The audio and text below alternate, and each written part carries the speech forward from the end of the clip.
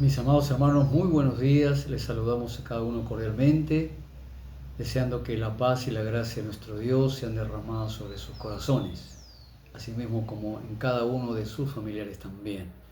En este tiempo Mañanas con Dios continuamos con nuestro devocional basado en 1 Samuel capítulo 16, desde el versículo 14 al 23. Así que yo les pido que nos acompañen en la meditación de la palabra de Dios. Iremos viendo los versículos y estaremos compartiendo con ustedes 1 Samuel capítulo 16, versículo del 14 al 23, y el tema que compartiremos con ustedes es un arpista en medio de la tormenta.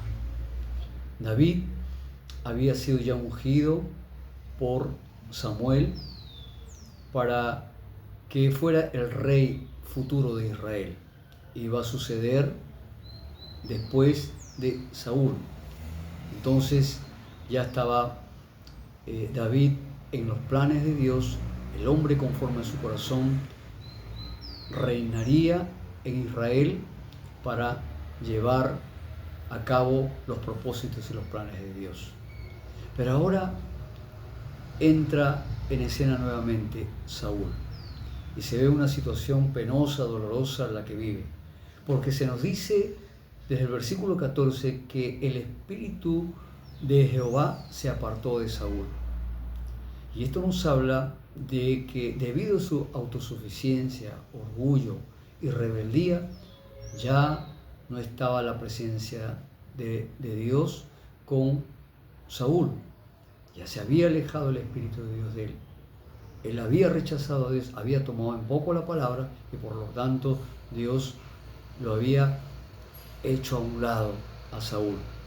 Y es más, no solamente eso, sino que un espíritu malo de parte de Jehová, dice, lo atormentaba. Esto quiere decir que este espíritu malo viene del maligno, que Dios estaba permitiendo que este hombre fuera perturbado, fuera angustiado, fuera afligido, porque esto significa la palabra atormentar, afligido en sus pensamientos, en su alma, en su espíritu, de tal manera que él no tuviera alivio ni tuviera paz. Esta era la condición dura, dolorosa y penosa que estaba viviendo Saúl. Y esto es visto indudablemente por sus criados. ¿Cómo sería el grado de tormento que esto seguramente traería tristeza al corazón de sus criados que estaban a su servicio? Y de tal manera que ellos ven la manera que se resuelve este caso, esta situación que vivía en este caso su amo, y le proponen y le dicen, allí en el versículo 18 dice: entonces uno de los criados respondió diciendo: he aquí yo he visto a un hijo de Isaí de Belén que sabe tocar y es valiente, vigoroso y hombre de guerra, prudente en sus palabras y hermoso, y Jehová está con él. Ellos están resaltando cualidades de David. Conocemos a un joven, hijo de Isaí, que toca dice, el arpa. Entonces es interesante de que ellos describen cualidades, características de David: hombre valiente, prudente en palabras, vigoroso, hombre de guerra, pero sobre todo Jehová está con él.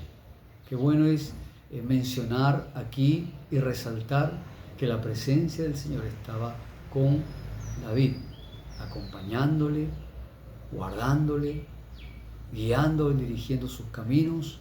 Entonces ellos pueden ver que el Señor está con David. Ahora, cuando Saúl escucha esta noticia que le dan sus criados, indudablemente manda a llamar a David para que venga y lo asista ahí en ese momento. De manera que nos dice el versículo 21, dice: y viniendo David a Saúl, estuvo delante de él, y él le amó mucho y le hizo su paje de armas. Entonces, Saúl, al mirar a David, dice, le amó. En otras palabras, se deleitó en él. Halló gracia delante de él, como lo dije en el versículo 22. Y entonces fue grato al ver Saúl a David fue grato a sus ojos.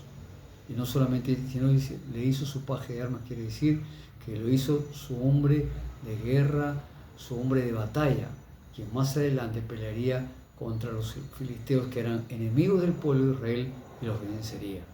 Entonces podemos ver a un Saúl allí que le es presentado a David y que ve tal vez ahí una esperanza para el tormento que vivía él.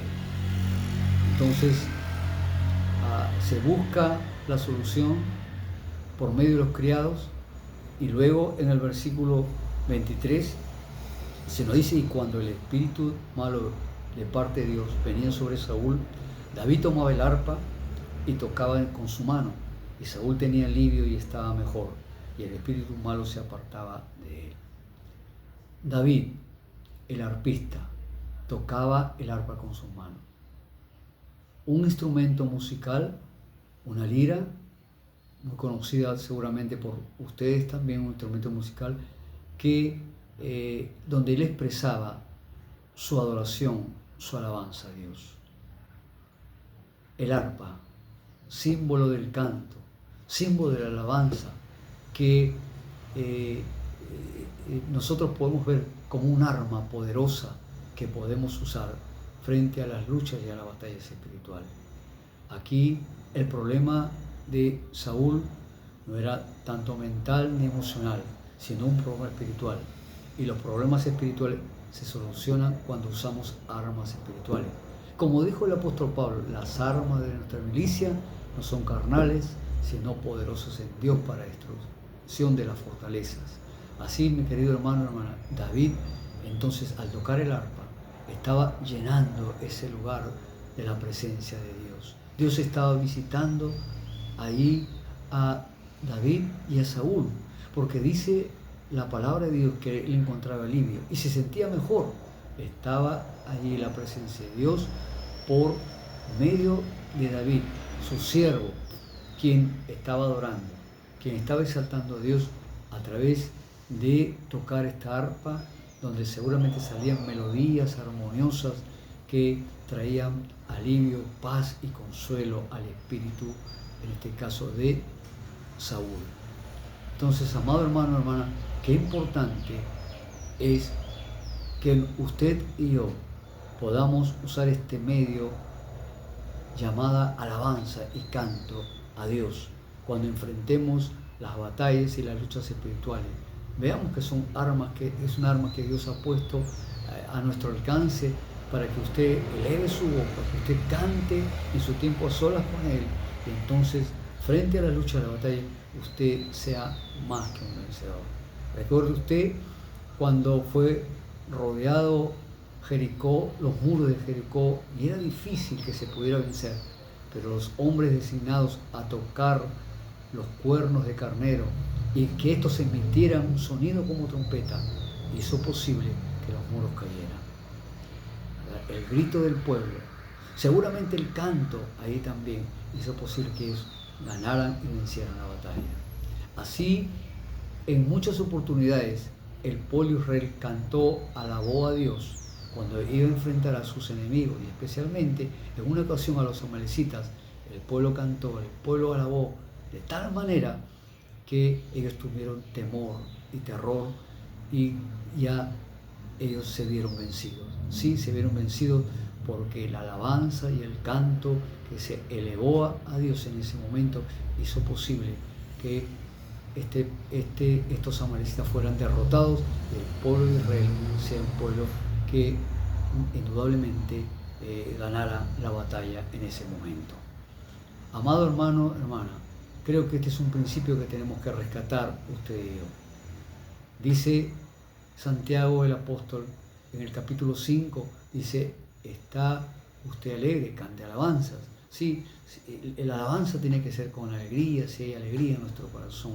¿Sí? Entonces nos unimos como iglesia, como congregación, cuando vamos al culto, a adorar y exaltar a Dios con nuestras voces, juntamente con el que preside, juntamente con los hermanos que están tocando los instrumentos. Entonces, en un mismo sentir, nos unimos para elevar nuestro canto en adoración a Dios.